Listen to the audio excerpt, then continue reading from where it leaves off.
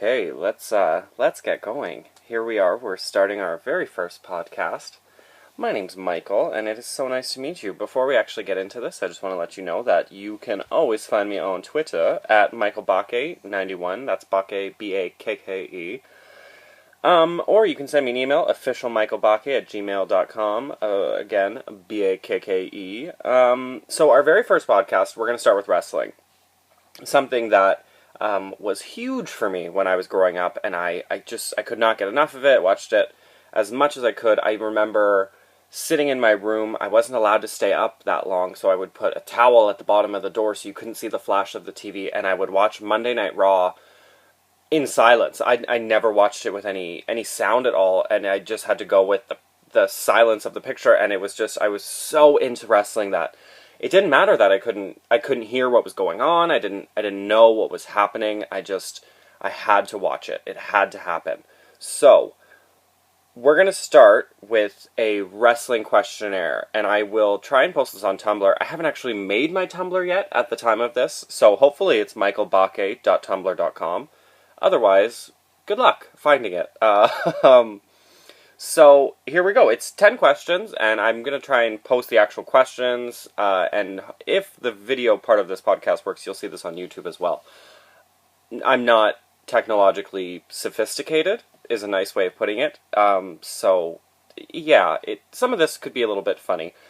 Let's go with number one, favorite wrestler of all time.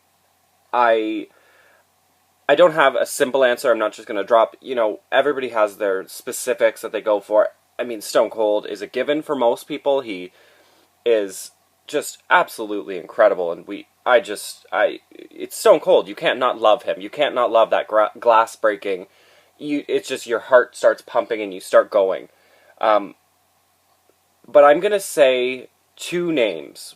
One, I would say my absolute favorite is Lita. Amy Dumas is, I believe, her real name, not her character name. I don't know why that character spoke to me so much. I can't really. I mean, you're a gay kid, so you kind of look for the outcast, and I think the Hardy Boys started that, but it was Lita that was the one that I kind of fell in love with at that point, that I needed to see more of. That chick with a tattoo. That is the badass chick. And I also remember when she first started, she was more around the men. In her, I guess that would be more of her popularity days, where she was with Matt and Jeff the whole time. But I also like that. I like this chick that just jumps in there with the guys. You know what, I'm going to give you a Hurricane Rana right off the top rope. One of my favorite moments, I cannot remember the match, and I have not been able to find it on YouTube. So if anybody finds it, please tweet to me, at MichaelBake91, B-A-K-K-E. When her and Lita, being Lita, and Jeff Hardy did the Whisper in the Wind. But instead of the typical Whisper in the Wind, she jumped off Jeff and nailed a Hurricane Rana. And I want to say it was Test, or it was during the feud with the Radicals. And I can't remember which one it was, but God, that was just one of my favorites. But my absolute favorite time for Lita was during the Edge and Matt Hardy situation, when Lita was heel. Because in my eyes, Charlotte is an incredible heel champion. She just has that heel essence to her that I love. And I've always kind of been on more of the heel side, because the babyface is just, as an adult, you just can't, it's hard to get behind that. Oh, Cena's down. No, he's not. He's going to get up. No, he's not going to tap out. He's not going to say I quit. And so on and so forth. But her, as this heel diva, I hate that fucking word, by the way. While we're on the subject, just call them superstars. I don't even know why it has to be women's division. There can be a women's champion, but why can't they just be superstars? Why do they have to be divas? Anyway, I'm getting off topic here. Lita, as a heel, was despised. Everyone hated her. And that was really when she got it a little bit more heavy with the DDTs. She kind of didn't do as much high flying. The moonsaults weren't as frequent. She pulled off that heel character so well in my eyes, and I just love it. And I'm actually in the next one that you see, because I'm going to do another wrestling podcast in the same day. I'm going to talk a little bit more about that whole heel aspect. But so Lita, absolutely. Now, if I have to pick a male superstar, you're going to say, no, you got to pick one and one, or no, I need to know I got to go with Triple H. Again, I like the heel aspect of it. I love the cerebral assassin. You know, that that mind game. He had a character, and he didn't really need to flaunt his character. Whereas WWE right now needs some character development. For instance, why is Dean Ambrose considered insane? Because as of right now, he really hasn't done anything that anybody else hasn't done. Why does he keep getting up? Why does he like punishment? Is he, I'm the youngest of 5 brothers. I used to get my ass kicked all the time. You think that's something? That kind of little stuff like that. That's what I'm missing in today's WWE. Triple H, though, exuded character. And I think that did not make sense. But you know what I'm trying to say. He oozed this piece of shit. I'm going to take you down. Triple H, and I think that's why to this day I'm still a big supporter of him. Like, him being champion right now, I'm good with that. I like that. And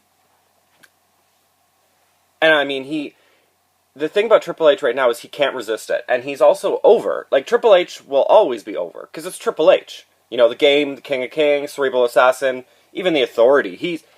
He will always be over. And I think he likes that. And you kind of catch that like when he's doing the segment with Dean Ambrose and the crowd is still over for him and he's going and he still goes with it. And I kind of like that, going with the crowd. The only thing is it doesn't translate as well to the people watching it at home. So, yeah, the favorite wrestlers, Lita, Triple H, and the obvious Stone Cold. Favorite match of all time? I cannot remember if it was TLC 1 or TLC 2. I can't off the top of my head. The one with Lita, Rhino, and Spike Dudley.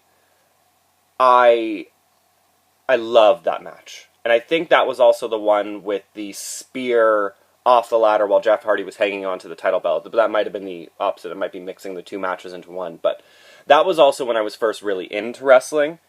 It was just a wow match. It just, holy fuck, I cannot believe what I'm seeing right now. So that it has to be probably top match completely. I'm also a big fan of the 2 matches that Sasha Banks and Bayley have put on. The TakeOver Brooklyn and the TakeOver Respect. I have to give a little bit of the edge to TakeOver Brooklyn. More so, I'm not an Iron Man match fan. So when you put them in there for 30 minutes, like, I think it was an incredible match. I think, Sasha Banks messing with that kid, right there, she was over. And it's a problem because what she's doing is heel. That's the bad girl. She just made that little girl cry, stole her headband, now she's taunting her. That, just fucking phenomenal. So Sasha Banks is up there for me. I'm not a huge Bayley fan, but, I mean, Bayley to me is a woman who we haven't really seen for a while, and they tried it. They tried it with, what the hell was that chick's name? Kelly, where she was the babyface diva. No, like, Bayley is the babyface diva because she has personality. She has in-ring personality. She's got flavor to her. She's fun. She's a little goofy, but I like it. It's good. That's what you want to see from somebody who's a babyface like that. So that's probably my favorite current, I'd say. And, of course, Lita versus Trish, main event on Raw, Women's Championship in Charlotte. Lita takes home her 2nd Women's Championship. I was watching that night. I remember it. Very vividly. I remember losing my fucking mind when Lita won. And there's this actually, if you go on, WWE has this on their YouTube account. I'm assuming youtube.com/WWE. And it's the full match. They have all of it. And that's the one with that suicide dive outside the ring, where Lita basically just scorpions herself and breaks herself in half, which made me cringe for probably 4 or 5 days. When she does that moonsault, there's this lady that's sitting right ringside there, and her expression just makes it for me.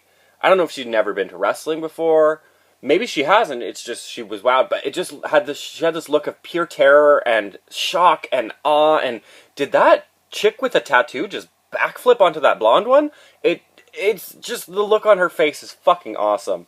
So if you get a chance, check that out. And it's right near the end of the match. But I suggest you watch that whole match, because that was, for me, the first time women really sort of had stepped up. But unfortunately, that was kind of where WWE phased out afterwards. That it just started going downhill.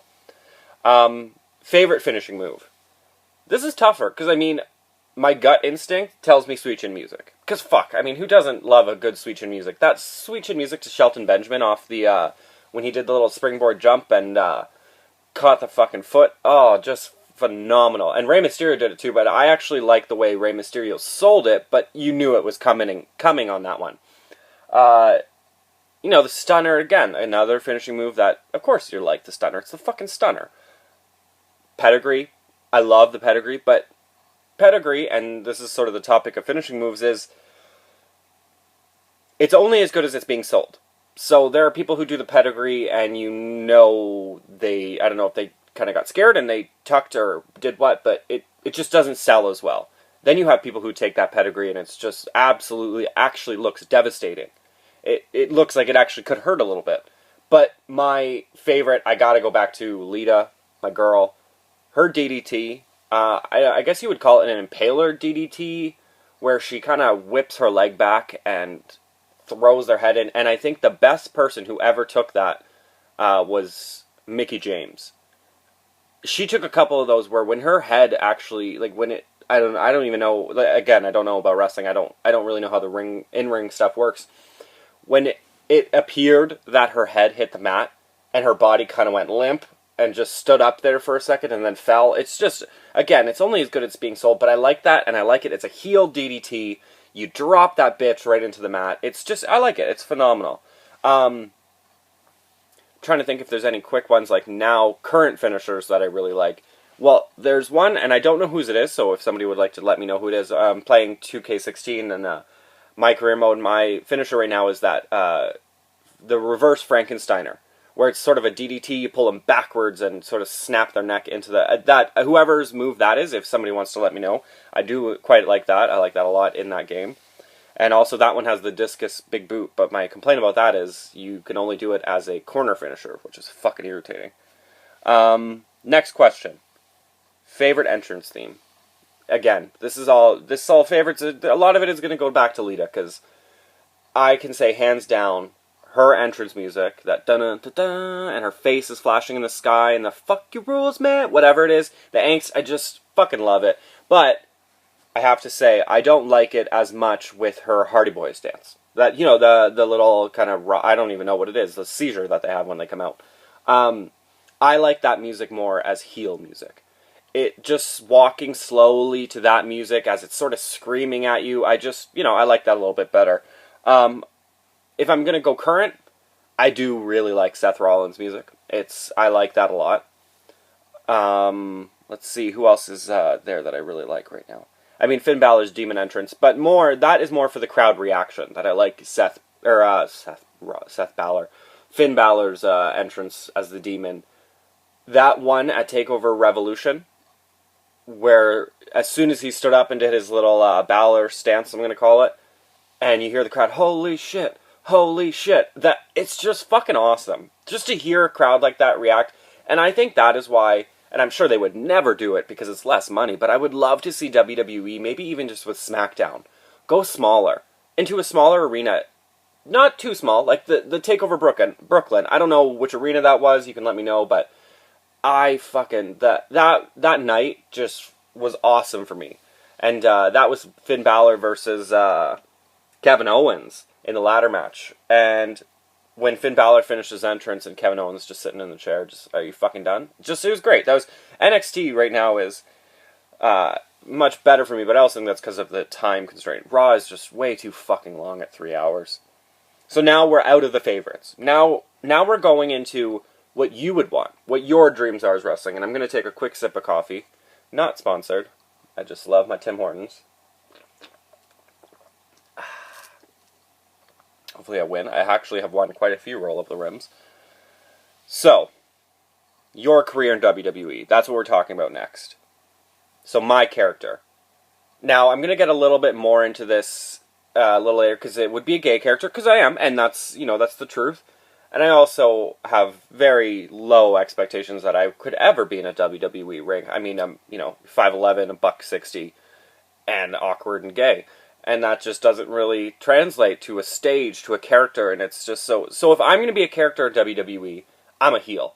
And I'm going to probably turn up the gay a little bit just to make people uncomfortable, and that's my character. Just this, if I was going to give you an example of kind of who I would kind of slip into, boing, it would be somewhere along the lines of the current way that Finn Balor is, but obviously less gay. No,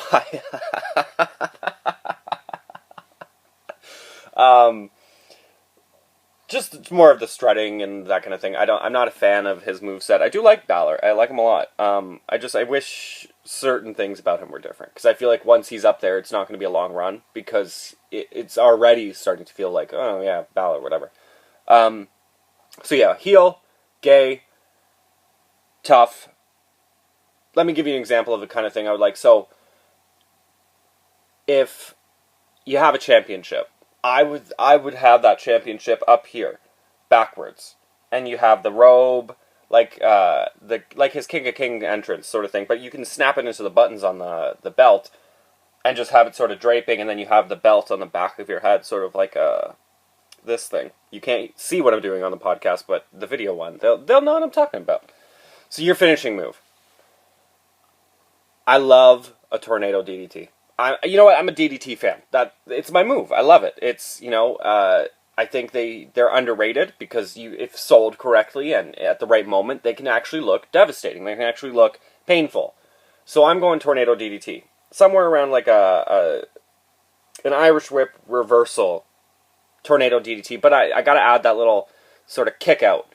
So as you're spinning around, you kick both legs out, and then impaler DDT. So that's what I'm going to go with. And I mean, of course, you want to have a moonsault and shit in there, but I don't think I'd ever have the guts to do a backflip off the top turnbuckle, so there's that. Dream match.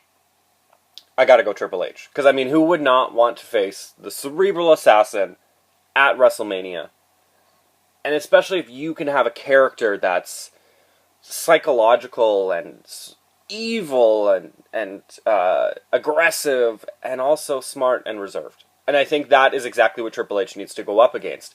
And it's why I'm not really stoked on this whole Triple H and whatever.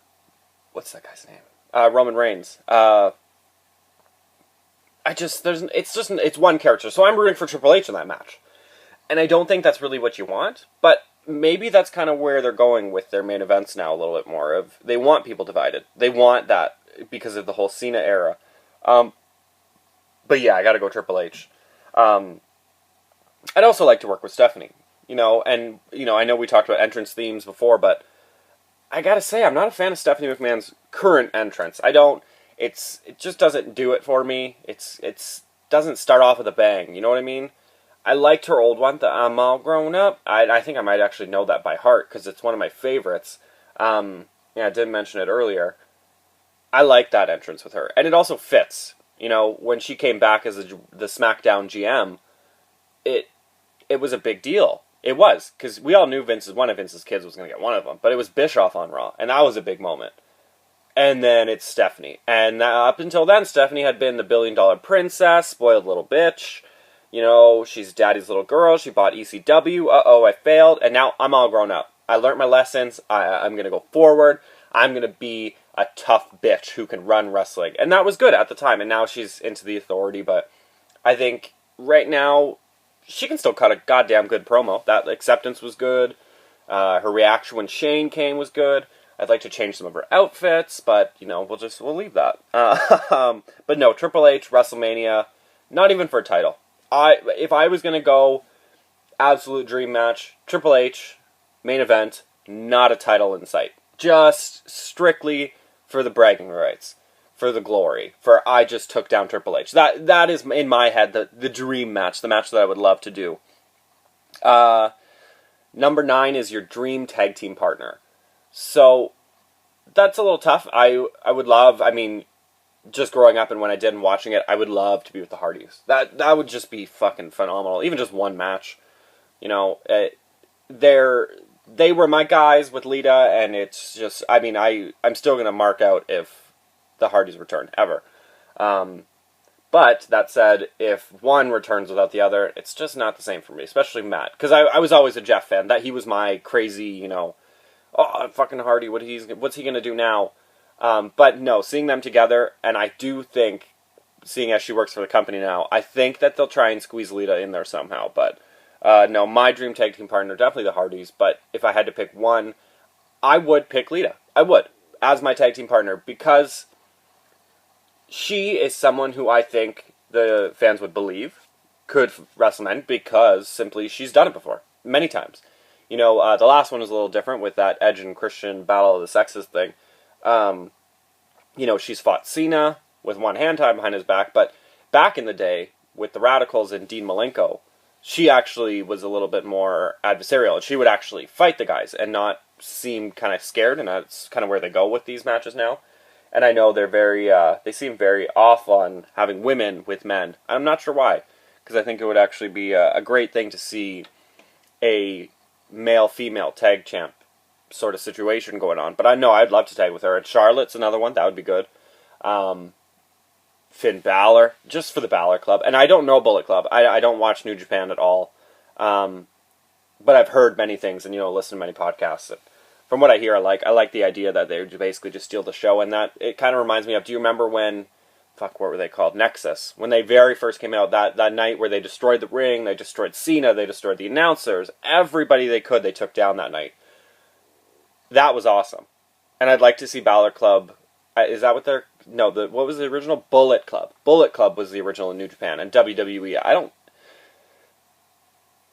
they're getting a little bit more aggressive, but if I'm being honest, I don't think it'll last. I think that's just a push to WrestleMania of the Attitude Eras who stopped watching. Oh, we're getting aggressive again, you know, ooh, there's some blood, ooh. But that's not what the Attitude Era was for anybody who actually watched it. It wasn't about the aggressive. That was just how the wrestling was just, oh yeah, no, those guys are going to beat the shit out of each other. It was the backstage cuts and what do they call the vignettes and remember Mae Young? What did she deliver? Was it a dead bird or something like that, or a hand? I don't even remember what it was, but it was just the ludicrous shit that was happening during the Attitude Era. That's what made it the Attitude Era. That, and of course they weren't afraid to say things. You know, I remember watching I think it was a pay-per-view where Jacqueline got her top ripped off, and there were boobies, just the boobies everywhere. That was the Attitude Era. They just weren't afraid to do silly little things like that. But I don't think this will last, and I think it will probably get a little bit progressive as we get close to WrestleMania. The Raw right before WrestleMania, I think we'll have something that happens that, oh my god, we're back in the Attitude Era. I have to watch WrestleMania, and then it will end after WrestleMania. I just don't see it. I think this will be a yearly thing where they step it up a little bit and keep trying to trick you. Maybe they'll start earlier next time, before the Rumble maybe, and have sort of a ruthless aggression Royal Rumble. So, the last question, and this is to end your career, your hypothetical WWE superstar career. Do you want to go out loved, or do you want to go out hated? And that's actually a tough question. I want you to think about that. So, do you want to go out, let's say, as Edge, who went out loved? And I do remember that. And Edge was hated before he came back, and that's, you know, because he was the rated R superstar, and he was with Lita, and they were just shitty, and they had interference, and they would cheat to win. And then he went out loved because he came back and he was solo and he was great. And I mean, it was Edge. He was fucking phenomenal. Do you want to go out loved, or do you want to go out hated? Do you want them to boo you out of the building? It's your last time ever. You're never going to get cheered. Sure, yeah, maybe years down the line if you get a Hall of Fame knock, or if you come back, because, you know, never say never. But you're injured now. You cannot compete anymore. Is the pull to go out being liked too much, or do you stick with it? You know, let's say you've been a heel always. Do you want them to boo you singing, you know, na na na na out to you all the way out the building? And it's a hard question, but because if I was to pick my WWE path, and that's not even saying I could ever do it, I don't have any skills in that set. I want heel. That's me. I don't want them liking me. I want them booing me. I want these people to hate me. And I feel like if you're going to go out, you got to go out with authenticity. So I would want to be booed out of that building. I want them so happy that I'm gone. And you know what? Yeah, maybe they'll like you later when you're a legend. This is a lot of speculation that you're a legend now. But it would be kind of cool to get a Hall of Fame knock and they still hate you. They can never forgive you. They can't like you. I like that idea of the true heel. You know, Cena, they always say, is the true babyface. And he gets booed, but that's for different reasons. That's not because his character. That's not this. It's just because people don't like Cena. I'm kind of in that thing. I would never boo Cena. I'm just not a huge fan. I remember Cena when he was, you know, the doctor of thugonomics. And that was fun. That's the thing about Cena, is that he used to be real fun. Now he's just Cena. There's no, you know, he can put hustle, loyalty, and respect like it means something. Him not tapping out doesn't actually mean something. And I guess it does character-wise, because, you know, no, his character would never tap out, never. That's kind of a little bit too much for me. I don't really want to go that far into it, but if we're going Cena as the babyface, they're going to always cheer you. You know, you come back, Edge is a good example of that, actually. I don't know why I went Cena, is that Edge comes back, he gets cheered. You know, Shane McMahon's babyface. I don't really remember a time when Shane was actually a real heel. I'm sure it happened. Oh yeah, corporate and all that kind of stuff. Yeah, with Rock and everything, and Austin. But I gotta go out getting booed. I gotta go out being hated and not being liked. And that's actually going to end the first podcast here, the Wrestling Questionnaire. So to give you a little bit of information of how I'm going to try and get this to work is, my goal is to, Sunday I hope, I do work shift work, so it may be different days, to just kind of unload and upload, let's say, 3 podcasts in a week, so that you have 3 that you can binge watch that week. So you're going to get big groupings of podcasts and vidcasts all at once, and then nothing for, say, another week, or maybe a week and a little bit, until I can be off and actually sit here and do this. But yeah, I'm going to go over movies, television. I will probably do some pop culture stuff. That to me is harder, because, you know, it seems desperate. It really does, when you're just, well, this is my opinion on what's happening right now, and I need to tell you what's going on in my head, and you should listen to me. That's just not me. I don't give a fuck what your opinion is, and I don't give a fuck if you like my opinion. So it seems a stalemate to upload that and say, oh, this is what I think, and that's what because I would never listen to your side of it. So, you know, that's that. There will be quite a bit of wrestling on here, because I just started watching it more and more, and it was more because of NXT. I kept hearing, oh, you gotta watch it, you gotta watch it, you gotta watch it, and I did, and I'm not disappointed. But I'm just new to NXT. I just downloaded I just did not download Lucha Underground, the newest one, to see, because I've never watched it, so I'm gonna watch that, and I might get my reaction up this week, but it might be next week after Raw. So yeah, there's lots of content coming. If you want to contact me, that is Twitter at Michael, Michael, Bakke, Bakke, 91. You can email me, officialmichaelbakke, same spelling, at gmail.com, and hopefully on Tumblr, michaelbakke.tumblr.com. I should have done that before I sat down to record this podcast. But I hope you enjoy your day. If this is the only one you'll listen to, have a great week, and enjoy Monday Night Raw tomorrow. I hope it's a good one. I really do. I'm hoping Mick Foley comes. I am a Mick Foley fan, so let's get him back there. And I don't know why Shane was not on last Monday Night's Raw. I know they're trying to build it and build and build. It's just so stupid. You have to have, every week you need to have the best thing ever. And you need to start hyping much better. And I don't know when they lost their ability to hype. Actually, I guess they haven't. I guess that's all they do now is they hype, but they just don't have to hype what they used to have. So I'm going to sign off now, and I hope you enjoy your day. Love you lots. Bye.